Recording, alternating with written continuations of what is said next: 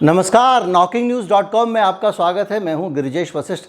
क्या आप जानते हैं कि पेट्रोलियम कंपनियां आज भी खुलेआम अंधाधुंध लूट कर रही हैं? इस देश में तेल का दाम मनमाने तरीके से तय किया जा रहा है। क्या आप जानते हैं कि खुली लूट की छूट है और सरकार कुछ नहीं कर रही है, नाना मुन्ना मान जाओ ऐसे प्यार प्यार से समझा रही है, अच्छे बच्चे बनो ये कह रही है और लूट की छूट दे रखी है। आज इसी के बारे में बात करेंगे और आपको बताएंगे कि पेट्रोलियम प्राइस के मामले में जो खुलेआम अंधेरगर्दी चल रही है वो क्या चल रही है, सरकार इसको रोकने के लिए कुछ क्यों नहीं कर रही है और लूटने वाले कौन हैं ये मैं आपको बताऊंगा, हालांकि आपको पहले से पता है। कहीं मत जाइए, चैनल को सब्सक्राइब कर लीजिए। हमारा UPI ID डिस्क्रिप्शन में है, उसके ज़रिए आप हमको सपोर्ट कर सकते हैं और अगर आप QR कोड को स्कैन करके भुगतान करना चाहते हैं तो स्क्रीन पर आपको कोड दिखाई देगा, उसके ज़रिए आप भुगतान भी कर सकते हैं। मैं अभी हाजिर हुआ।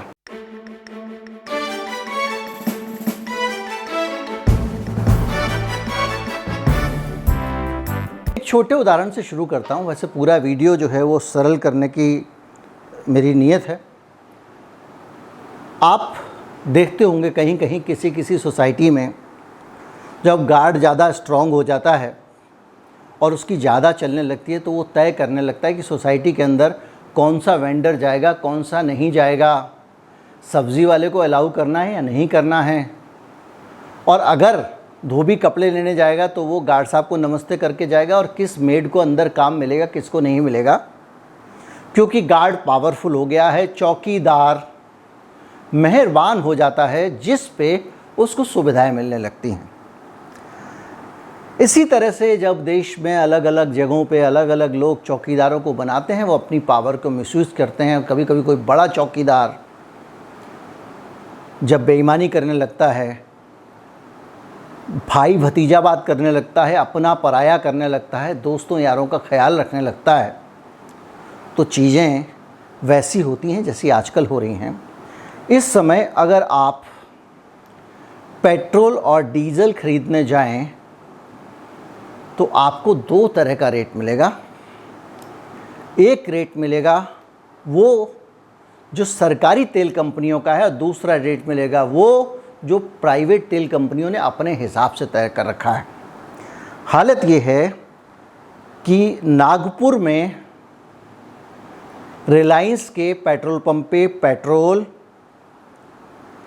7 रुपये 7 पैसे महंगा है इंडियन ऑयल के मुकाबले, और नयारा का जो पेट्रोल है वो 5 रुपये 7 पैसे महंगा है।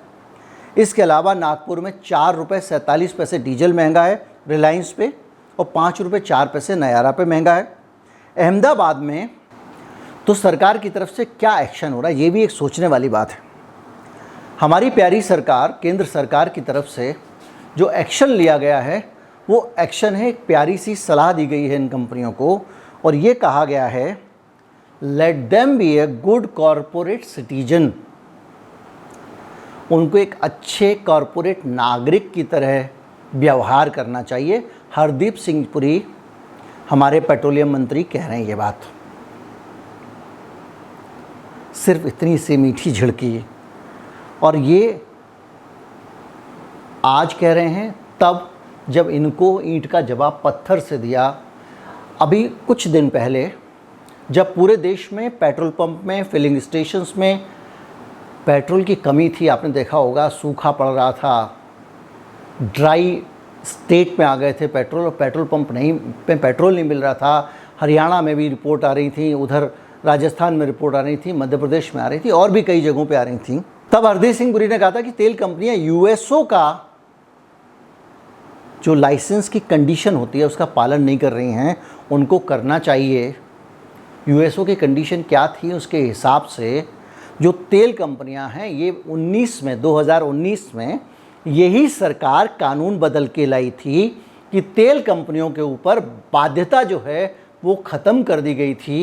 वो चाहे तो पेट्रोल पंप पे पेट्रोल रखें, चाहे तो ना रखें, और इस बाध्यता को सीमित कर दिया था रिमोट इलाकों के लिए। लद्दाख में अगर रिलायंस का पेट्रोल पंप है तो उनको पर्याप्त पेट्रोल रखना पड़ेगा।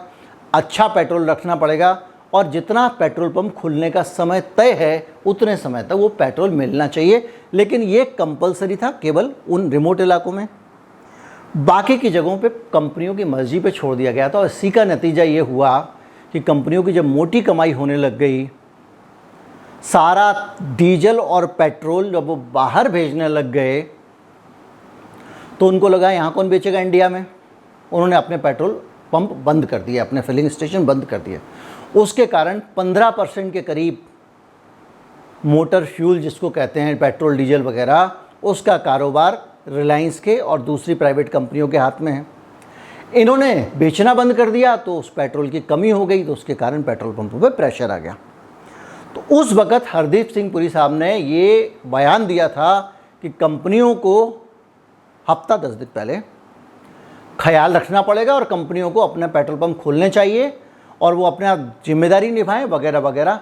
लेकिन अगर आपका एक कानून है और आप कह रहे हो कि उस कानून का हवाला दिया था, और अगर उसका उल्लंघन कर रहा है, यूएसओ का उल्लंघन कर रही हैं कंपनियां, तो भैया एक्शन कौन लेगा? प्यारा बच्चा, आइडियल सिटीजन बनो, ये बोलने से होगा? अब मैं आपको थोड़ी सी कहानी और सुनाऊंगा, फिर एक उससे भी बड़े वाले घोटाले पर लेकर आऊँगा। बड़े घोटाले पे जाएं उससे पहले मैं आपको दोबारा दोहरा दूं कि किस तरह से जब रूस से कच्चे तेल का आयात होना था, भारत आयात कर रहा था, तो आयात करने का जो प्रिविलेज है वो रिलायंस को मिला, हिंदुस्तान पेट्रोलियम को नहीं मिला, भारत पेट्रोलियम को नहीं मिला।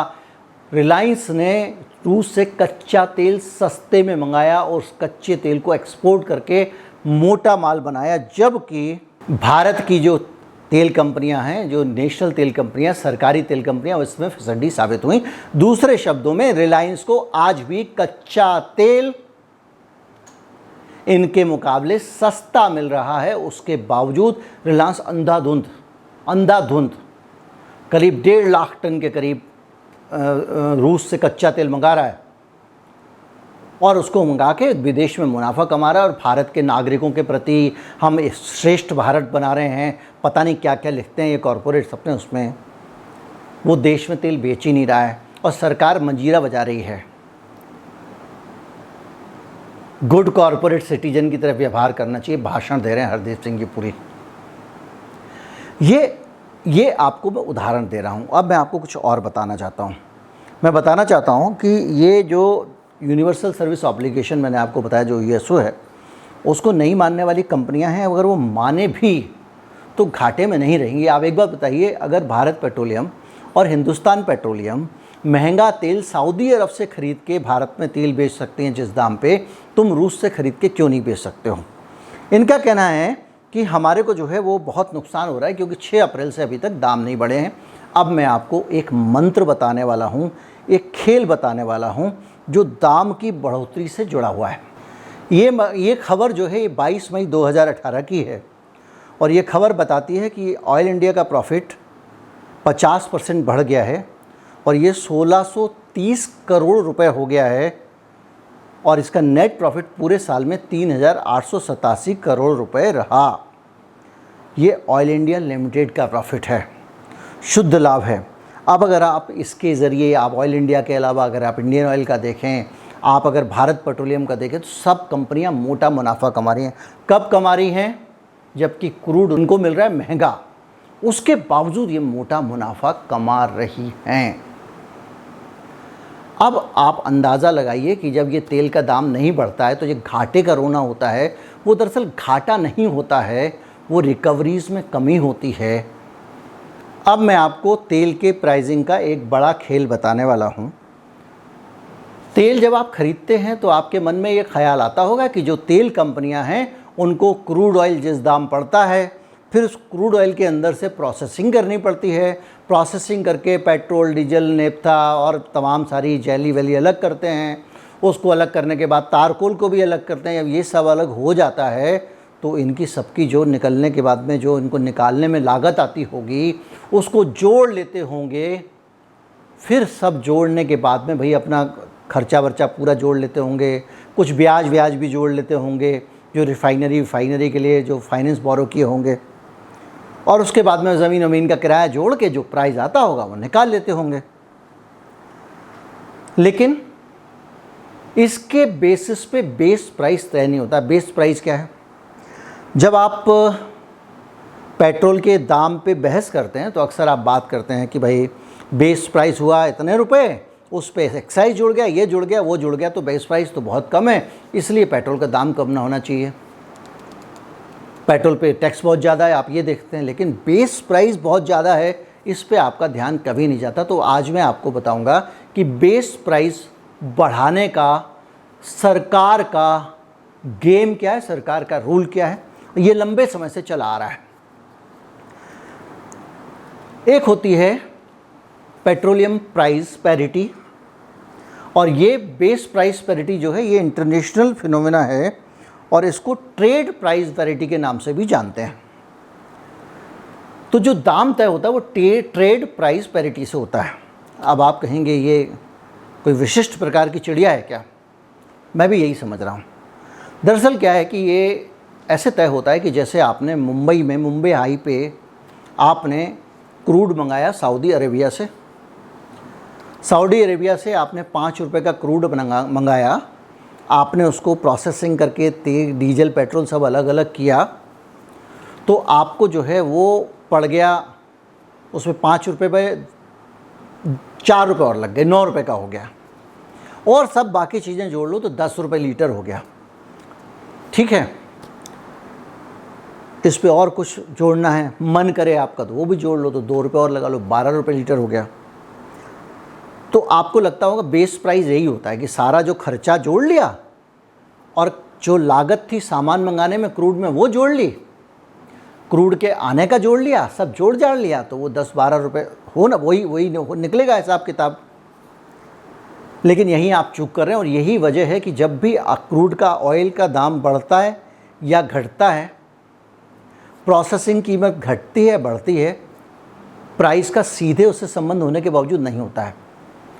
तो कैसे प्राइस तय होती है? प्राइस ऐसे तय होती है कि ये जो 12 रुपये लीटर का पेट्रोल आपने बनाया था ना बॉम्बे हाई पे, असम में, या जहाँ पे भी आपका रिफाइनरी लगी हुई हैं, इन रिफाइनरियों से ये पेट्रोल बाहर भेजा जाता है। भेजा जाएगा नहीं, अकाउंट में जोड़ा जाएगा कि ये तेल बाहर भेज रहे हैं हम, एक्सपोर्ट प्राइस पैरिटी और इंपोर्ट प्राइस पैरिटी। तो हम इस तेल को यहाँ से भेज रहे हैं दुबई, तो दुबई को भेजने का जो खर्चा है वो जोड़ा जाएगा, और डॉलर कम ज़्यादा जो भी हुआ है उसके हिसाब से जो प्राइस में कम ज़्यादा होगा, जबकि ये देश से बाहर नहीं गया है, डॉलर में कुछ गया आया नहीं है, लेकिन फिर भी वो डॉलर का दाम उस हिसाब से जोड़ा जाएगा कि आज डॉलर का दाम क्या रहा, उस हिसाब से प्राइस नीचे होगा। इसके बाद में उसको जो भेजने का खर्चा और वहाँ से लाने का खर्चा, इन खर्चों को भी जोड़ा जाएगा, और जब ये सारे खर्चे जोड़ लिए जाएंगे उसके बाद में एक प्राइस निकल के आएगा, और ये प्राइस होगा जो दुनिया के देशों का प्राइस, इंटरनेशनल प्राइस है। यानी कि मैं यहाँ से सिंगापुर को जिस दाम में तेल दूंगा, सिंगापुर में मेरे तेल का जो दाम होगा वो दाम ही मेरे तेल का बेस प्राइस है। इसके अंदर 2 तरह के प्राइस होते हैं, एक होता है इंपोर्ट प्राइस पैरिटी, एक होता है एक्सपोर्ट प्राइस पैरिटी। सरकार मानती है कि हम 80% तेल इंपोर्ट करते हैं, अपने आप ही मान लिया, जबकि हम इंपोर्ट नहीं कर रहे हैं, हम कच्चा तेल इंपोर्ट कर रहे हैं, हम पेट्रोल डीजल इंपोर्ट नहीं कर रहे हैं, लेकिन सरकार मानती है कि हम 80% पेट्रोल डीजल इंपोर्ट कर रहे हैं। और जब इंपोर्ट करेंगे तो जिस दाम में हमको वहां सिंगापुर में मिलेगा उस दाम को दाम माना जाएगा। यानी घर में जो तेल आप बना रहे हो, यहां से सीधे हम खरीद रहे हैं, ना वो बाहर जा रहा ना बाहर से आ रहा, उस तेल में जाने का खर्चा, आने का खर्चा, बाहर भेजने का खर्चा, इंटरनेशनल जो मार्केट पे जो ट्रेडिंग के जो वो बने हुए हैं, जहाँ पे तेल की खरीद फरोख्त होती है, एक्सचेंजेस, उनका कमीशन, उसके बाद में डॉलर का झटका। अभी तो आप जो पेट्रोल घर के घर में ही आ रहा है ना, बॉम्बे से आ रहा है तो आपके पास नहीं, हम उसको डॉलर में काउंट करेंगे तो डॉलर के हिसाब से कम ज़्यादा होगा। तो इस प्राइस पैरिटी के बेसिस पे तेल का बेस प्राइस तय होता है। यानी आप जो बेस प्राइस के बाद में पेट्रोल डीजल की दूसरी चीज़ों का दाम देखते हो, आप टैक्स देखते हो, ट्रांसपोर्ट देखते हो, डीलर कमीशन देखते हो, आपको ये तो पता ही नहीं है कि जो बेस प्राइस आपने छोड़ दिया है, खेल उसमें भी अंधाधुंध है। और ये कितना अंधा खेल है। आप एक बात बताइए कि मैं बाहर से अगर विदेशों से तेल इंपोर्ट कर रहा हूँ, जैसा कि हम पाम ऑयल के मामले में करते हैं, हम क्रूड इंपोर्ट करते हैं, उसको रिफ़ाइन करते हैं, रिफ़ाइन करके बेचते हैं। अब हम उसको इंपोर्ट करके रिफ़ाइन करके बेचते हैं, इसका क्या मतलब है? हम रिफ़ाइंड तेल को हम जो दाम वहाँ पे इंडोनेशिया में होगा रिफ़ाइंड तेल का, उस हिसाब से रिफ़ाइंड का दाम लगाएंगे या यहाँ पे जो कॉस्ट आई है वो लगाएंगे? और ये खुलेआम हो रहा है। अब आप अंदाज़ा लगाइए कि जो कंपनियाँ, तेल कंपनियाँ जहाँ से हमने वीडियो शुरू किया था, रिलायंस वगैरह घाटे का रोना रो रही हैं। वो घाटा नहीं है बेसिकली, वो ये जो प्राइस पैरिटी है इसके हिसाब से नुकसान है। उन्होंने क्रूड मंगा के जो तेल बनाया वो तो उनको 12 का ही पड़ रहा है, लेकिन जो 30 या 24 का जो बिकना चाहिए प्राइस पैरिटी के हिसाब से वो नहीं बिक रहा है, ये उनको घाटा है। तो इसलिए वो कंपनियां कह रही हैं, और यही वजह है कि रोना तो घाटे का है। दाम नहीं बढ़ा है अप्रैल से, हमारे को घाटा हो रहा है, हमको ये हो रहा है, अंडर रिकवरी हैं तेल कंपनियां, ये कहा जा रहा है। जब अंडर रिकवरी हैं तो सरकार को इतना ज़्यादा डिविडेंड कैसे मिल रहा है, इतना मुनाफा कैसे आ रहा है? कैसे सरकार के पास में मुनाफा आ रहा है? तेल कंपनियां मुनाफा कैसे कर रही हैं? शेयर बाज़ार में अगर वो इतनी ही घाटे में हैं तो उनका शेयर ऊपर क्यों जा रहा है? और इसलिए जा रहा है क्योंकि उनकी पांचों उंगलियां सर कढ़ाई में और सब कुछ है। और जो चौकीदार जी हैं, जैसा मैंने शुरू में आपको बताया था, वो मेहरबान जी हैं। टिंडे वाला आपकी सोसाइटी में आके टिंडे 10 रुपये किलो ज़्यादा बेच सकता है क्योंकि गार्ड साहब उसको ही अलाउ कर रहे हैं, गार्ड साहब का प्रेम है उसके प्रति। इसी तरह से जो बड़ी बड़ी तेल कंपनियां हैं वो धड़ल्ले से नियमों का उल्लंघन कर रही हैं, तेल महंगा बेच रही हैं, कहीं 7 रुपये कहीं 8 रुपये महंगा बेच रही हैं। सरकार उनको प्यारी सी नसीहत दे रही है। इससे पहले वो तेल बेच ही नहीं रही थी, देश में तेल की किल्लत हो गई थी, तब भी सरकार उनको नसीहत दे रही थी। ये कौन सा तेरे मेरे बीच में रिश्ता है अनजाना? ये सोचने की बात है। रूस से कच्चा तेल आ रहा है, यही कंपनियां ले रही हैं कच्चा तेल, यही कंपनियां उस कच्चे तेल को बना के बाहर भेज रही हैं, और यही कंपनियां जिस तेल रेट में बाहर बेचती हैं उस रेट में यहाँ वालों को पेट्रोल दे रही है। मतलब जिस भाव सिंगापुर में पड़ेगा रिलायंस का पेट्रोल, उस दाम में भारत में बेस प्राइस होगा, उसके बाद लगा लोगों के जो करके महंगा होना हो जाएगा। भैया ये अगर आपको लॉजिकल लगता है तो बताएं, नहीं लगता है तो भी बताएं, कमेंट करके बताएं, क्योंकि मेरी जानकारी में ये प्राइसिंग का अजूबा फार्मूला किसी भी तरह से भारत के लोगों के हित में नहीं है। अगर बाहर से कच्चा तेल इंपोर्ट हो रहा है तो उसको कच्चा तेल ही दिखाया जाना चाहिए। उस कच्चे तेल को पेट्रोल में बदला जा रहा है तो जो खर्चा आ रहा है उसको जोड़ा जाना चाहिए, ना कि भारत में हमने रिफाइंड तेल अब इंपोर्ट किया है ये गणित लगाया जाना चाहिए। और उस रिफाइंड तेल को इंपोर्ट करने में भी जो जाने आने का खर्चा, ये खर्चा वो खर्चा, डॉलर वगैरह की चपत भी जनता को लगाने का कोई सिस्टम होना चाहिए। उम्मीद करता हूँ वीडियो आपको अच्छा लगा होगा। अच्छा लगा हो तो ज़्यादा से ज़्यादा लोगों तक पहुँचाएँ, चैनल को सब्सक्राइब कर लें। नमस्कार, जय हिंद।